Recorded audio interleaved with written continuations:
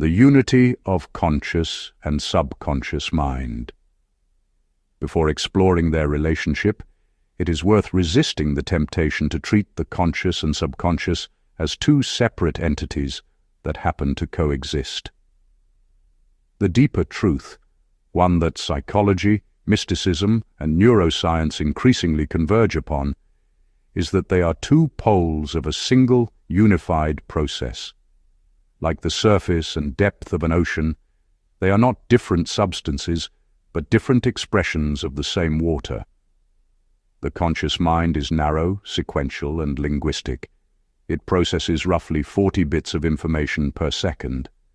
The subconscious, by contrast, processes an estimated 11 million bits per second. It governs heartbeat, digestion, emotional tone, habitual behavior, postural memory, immune response, and the vast pattern recognition engine that determines how we perceive the world before we have even consciously registered it. The conscious mind is the traveler reading the map.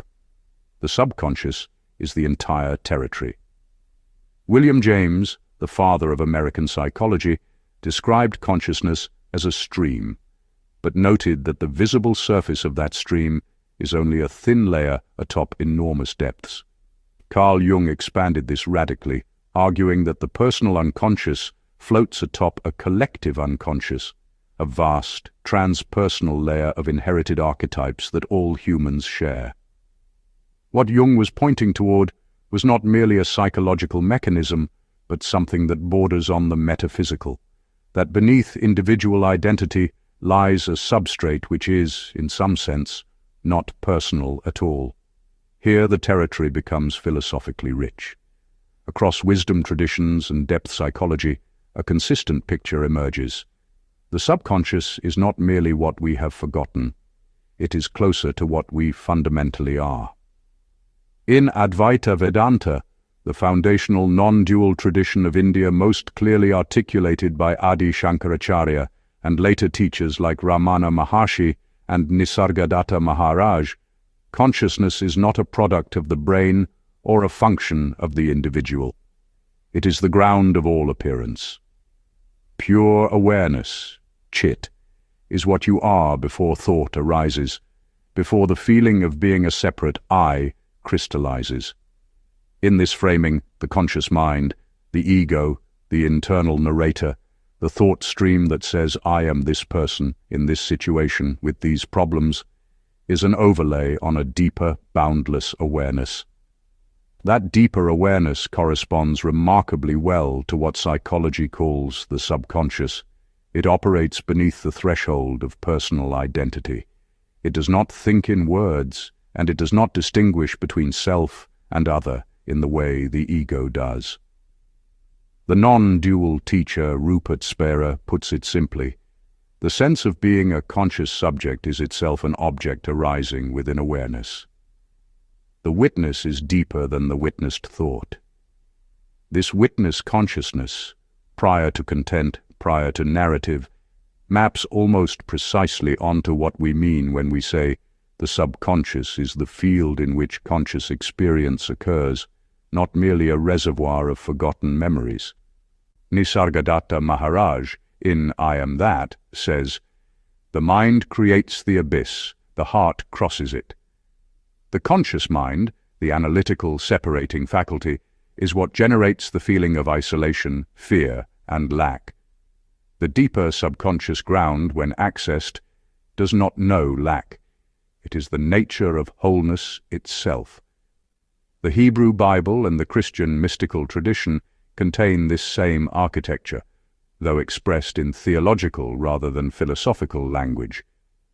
The distinction between the conscious and subconscious mind maps onto the distinction between the outer man and the inner man, and ultimately between the ego and the soul. In the Gospel of John, Jesus repeatedly speaks of a distinction between what is of the flesh and what is of the spirit. The flesh, the surface, reactive, fear-conditioned sense of self, corresponds to the conscious ego. The spirit is deeper, prior, and generative. The wind blows where it wishes, and you hear its sound, but you do not know where it comes from or where it goes. So it is with everyone born of the Spirit. The subconscious operates exactly like this, invisibly, powerfully, without announcing itself to the conscious mind. The Psalms are saturated with the awareness of a deep interior. The heart, in the Hebrew tradition, Lev, is not the seat of sentiment. It is the seat of deep will, core belief, and fundamental orientation. It is precisely what psychology would call the subconscious. Proverbs 4:23 states, "Guard your heart above all else, for it determines the course of your life." This is a direct instruction in subconscious management written 3,000 years ago. Paul's letter to the Romans captures the tension between conscious intention and subconscious pattern with extraordinary psychological precision. "For I do not do the good I want to do, but the evil I do not want to do, this I keep on doing." This is not a moral failure. It is a perfect description of the gap between conscious intention and subconscious programming, a gap that every modern therapist recognizes immediately. The mystical Christian tradition deepens this further. Meister Eckhart, the 13th century Dominican mystic, spoke of the Seelengrund, the ground of the soul, as a place within the human person that is untouched by sin, time, or multiplicity. It is where the soul and God are, in some sense, identical. This is the non-dual insight within Christianity. Beneath the conditioned personality lies a ground that is not merely human, but participates in the divine nature itself. The subconscious, in its deepest layer, is not private property. Jung's model makes this most structurally explicit. The personal unconscious contains complexes, emotionally charged clusters of experience organized around a theme such as abandonment, worthlessness, or grandiosity. These complexes function like sub-personalities, automatically hijacking behavior when triggered, bypassing conscious intention entirely. But beneath the personal unconscious lies the collective unconscious, the inheritance of the entire human species, structured by archetypes, the shadow, the anima, and animus, the self. The self, Jung's term for the totality of the psyche, both conscious and unconscious, is the deepest center. The ego is merely a fragment of the self, in the same way that a candle flame is not the source of fire. Jung's entire life project, individuation, was the process by which the ego learns to align with, rather than resist or ignore, the deeper self. This is functionally identical to the contemplative project of most wisdom traditions, the surrender of the small, conditioned self to the deeper ground of being. The distinction between what we know and what we are deserves to sit for a moment before being unpacked. The conscious mind deals in content, facts, memories, plans, judgments, words. It is the apparatus of knowing. You consciously know your name, your history, your opinions, your aspirations. But none of this knowing constitutes your being. You can know you are worthless or know you are magnificent. The knowing does not immediately change what you are expressing, because expression flows from the subconscious, not from knowledge alone. This is the essential tension that drives most people's lives. They know better, and still act from their patterns. The smoker knows smoking is harmful. The person with low self-worth knows intellectually that they deserve love. The chronic worrier knows that most feared outcomes never materialize. Knowledge at the conscious level is necessary but insufficient for transformation, because the subconscious does not respond to mere argument. The subconscious is who you are because it determines your emotional baseline, not what you feel about a given event, but what emotional frequency you return to when events are neutral. It governs your self-image, the deep picture of yourself that filters all incoming experience, causing you to notice evidence that confirms it and discard evidence that contradicts it. Confirmation bias is, in large part, subconscious self-image management. It runs your habitual behavior. Upwards of 95% of behavior, according to Dr. Bruce Lipton's work in cellular biology and consciousness, is subconscious and automatic. And it shapes your perception of possibility. What you experience as realistic is not an objective assessment. It is what your subconscious self-image has accepted as available to you. Neville Goddard, the 20th century metaphysician whose work sits at the intersection of Christian mysticism, idealist philosophy, and practical psychology, stated this with characteristic directness. Your subconscious assumptions determine the conditions of your world. And the world, for Goddard, was not something that happened to you. It was something that expressed you in the way that a mirror expresses what stands before it. The subconscious does not respond to information. It responds to feeling, image, and repetition. These are its three languages. Understanding this changes everything about how one approaches self-transformation. The subconscious cannot distinguish between a vividly imagined event and an actual one, at the level of emotional registration. This is not a metaphor, it is a neurological fact. Visualization studies in sports psychology consistently show that athletes who mentally rehearse performance activate the same motor cortex pathways as those physically training. The subconscious takes the emotionally charged image as a report about reality and begins to organize the organism accordingly. This is why affirmations frequently fail. Repeating, "I am confident and successful," while feeling anxious and fraudulent, does not impress the subconscious with confidence. It impresses it with the contradiction between words and feeling. The subconscious receives the feeling, not the words. The feeling of anxiety is the actual message being sent. The words are superficial decoration. William James observed that emotion follows action just as readily as action follows emotion. If you act as a confident person acts, posture, tone, pace of speech, decisiveness, the emotional state of confidence tends to follow. The subconscious is impressed through the body as much as through the mind. This is the physiological basis of what many spiritual traditions call acting as if.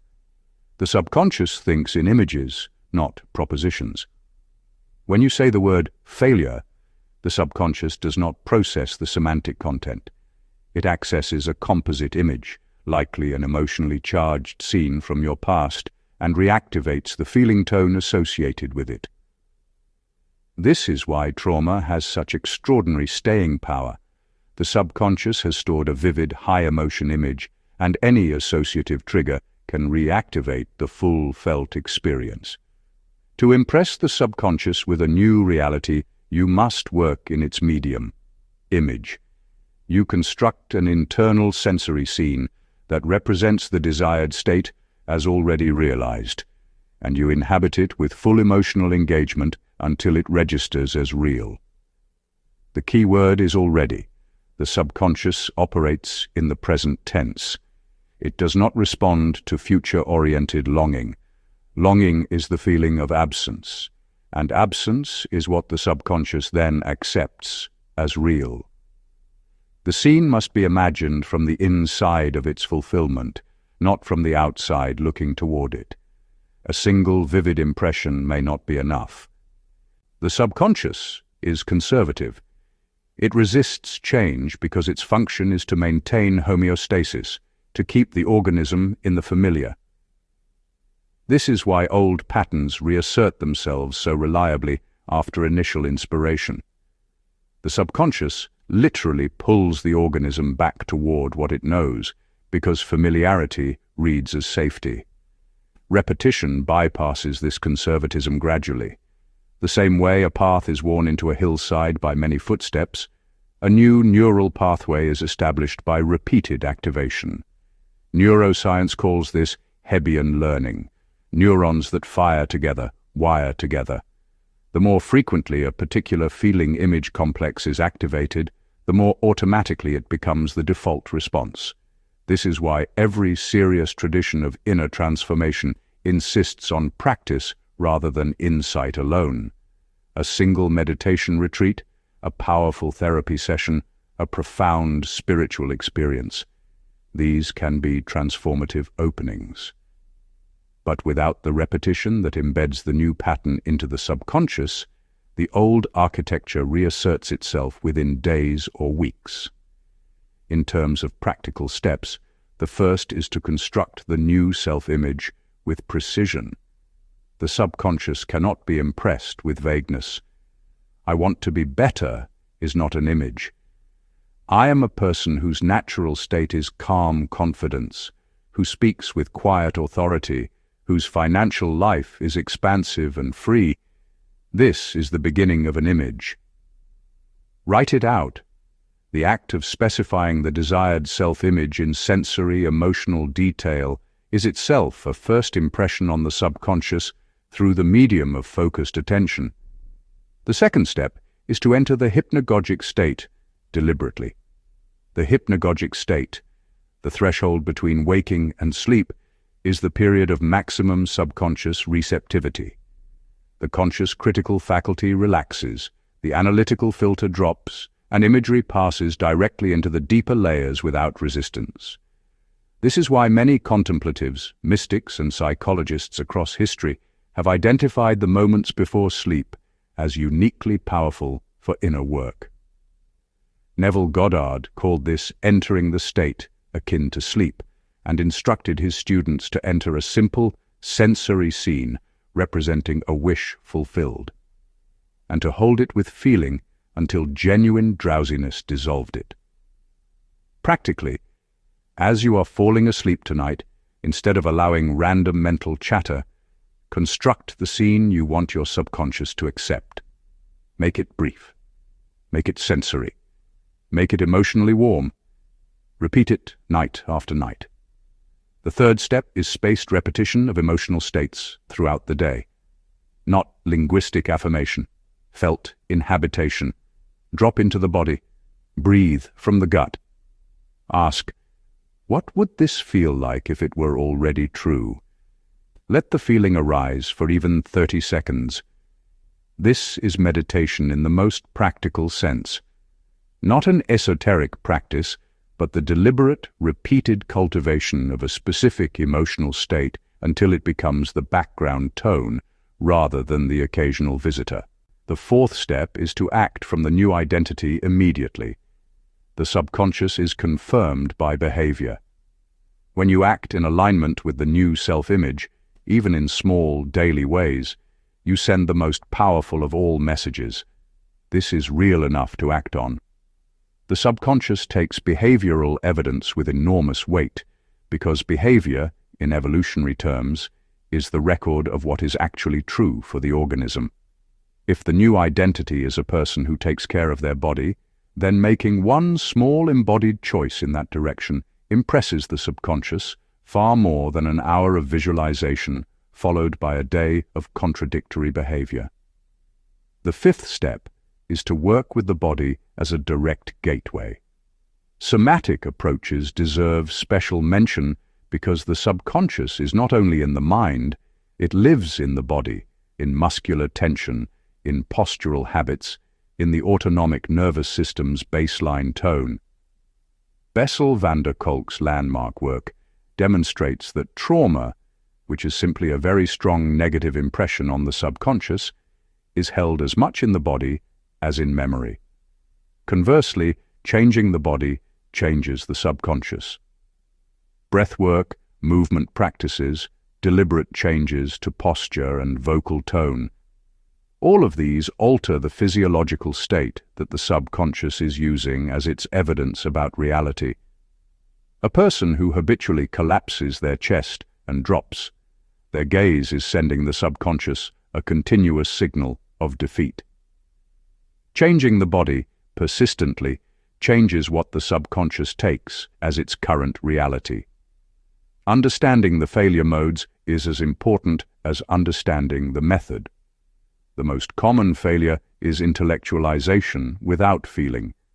The person understands the principles clearly, can explain them to others, commits to a practice, and then performs it intellectually. They visualize their desired state while secretly feeling nothing, or while feeling the gap between where they are and where they want to be. The subconscious receives this gap as the real signal. A person who visualizes abundance while feeling lack is impressing their subconscious with lack. Consider someone with deep financial anxiety who decides to visualize themselves wealthy. They sit each morning and picture a large bank balance, a nice home, freedom from debt. But underneath, throughout the practice, runs a current of anxiety and disbelief. After 3 months, nothing has changed. They conclude the method doesn't work. What actually happened is that the method worked perfectly. It impressed the subconscious with anxiety about money, which was the actual emotional content being sent. The correction is to start smaller. Find a state of genuine peace or gratitude that you can actually feel, even if momentary, even if it pertains to something modest. The subconscious responds to genuine feeling about small things far more powerfully than hollow affirmation about large ones. The second pitfall is inconsistency and lack of persistence. The subconscious is a habit machine. It requires repetition to regroove. Sporadic effort, intense practice for 2 weeks followed by neglect, then a return after a crisis, does not build the new pathway. It merely disturbs the old one temporarily. This mirrors what Paul is pointing at in Philippians 4:8. Whatever is true, whatever is noble, whatever is right, whatever is pure, whatever is lovely, think about such things. The prescription is continuous, habitual direction of attention, not occasional visits to a desirable inner state. Someone trying to overcome social anxiety commits to daily inner work and feels genuine momentum for 10 days. Then, a stressful event triggers the old pattern intensely. Discouraged, they abandon the practice for a month. When they return, they find themselves roughly back at the beginning, not because the work was wasted, but because the subconscious requires sustained repetition to cross the threshold from occasional experience to installed pattern. The third pitfall is contradictory behavior. You cannot impress the subconscious with an inner image of health while simultaneously living in a way that constantly signals neglect and self-dismissal. Behavior is the most powerful feedback the subconscious receives about what is actually real. A person who wants to impress their subconscious with the self-image of a disciplined, productive individual does their visualization faithfully each morning, but throughout the day procrastinates persistently and avoids difficult tasks. The subconscious receives the behavioral evidence and concludes, this is what is actually true. The visualization is undone in real time by lived contradiction. The fourth, and perhaps deepest pitfall, is trying to change the surface rather than the root. Many attempts at self-transformation address symptoms rather than the core conviction underneath them. The root is always a subconscious belief about identity. I am unworthy, I am unsafe, I am not enough, I am fundamentally alone. From this root, the entire tree of limiting circumstance grows. Attempting to change specific behaviors or outcomes without addressing the root conviction is like trimming leaves. Worse, surface-level successes sometimes feel unconsciously threatening to the subconscious if they contradict the core identity, and the organism finds a way to neutralize them, what psychology calls self-sabotage. The work must be done at the level of self-image, the deep, felt sense of what kind of being one is. When the subconscious is genuinely impressed with a new self-image, through feeling, image, repetition, and aligned action, what follows is not merely behavioral change. The quality of expression changes, and this is the point at which psychology, mysticism, and lived experience converge most dramatically. In non-dual terms, the content changes because the ground has changed. The world is not a set of independent objects that can be rearranged by willpower. It is a field of expression, what the Vedantic tradition calls Maya, the play of appearances, and it expresses the quality of the consciousness that is meeting it. This is not wishful thinking. It is the observable fact that two people can walk into the same room and experience radically different social realities based on what they are projecting from their interior. In Jungian terms, when the deep patterns shift, the persona shifts naturally, without effortful management. Authenticity, which is simply the alignment between deep self and outer expression, becomes available. In biblical terms, as a man thinketh in his heart, so is he. The heart again, the deep subconscious ground. What is impressed there is what is expressed outwardly. This is the logic of the Sermon on the Mount. Jesus does not say, change your behavior. He says, change the interior. Murder begins with hatred, adultery begins with lust. The root is the consciousness that precedes action. The change in expression is the natural consequence of a change in identity. You do not have to manage, force, or manufacture the new outer reality. You become the version of yourself for whom that outer reality is natural, and it crystallizes around the new interior with a quality that those who have experienced it tend to describe as grace, effortless, surprising, and precisely right. The division between conscious and subconscious, ultimately, is not ontological. It is not a division between two separate things. It is more like the division between foreground and background in a painting, different registers of the same surface. What we ordinarily call I, the conscious narrator, is the foreground, the visible and articulate tip. The vast background is what we are, the ground of being, the deep pattern holder, the field of awareness in which the conscious I arises like a wave on the ocean. The work of inner transformation is the work of the wave learning to feel its oceanic nature, not by dissolving into incoherence, but by discovering that its form and the depth beneath it are one continuous substance. When that is genuinely felt, not merely known, the fear that drives so much of human behavior begins to soften. Because fear is what arises when boundless awareness mistakes limitation for its final nature. The subconscious is the ocean. The conscious is the wave that has forgotten it is made of ocean. Impressing the subconscious is the ocean teaching the wave what it always already was.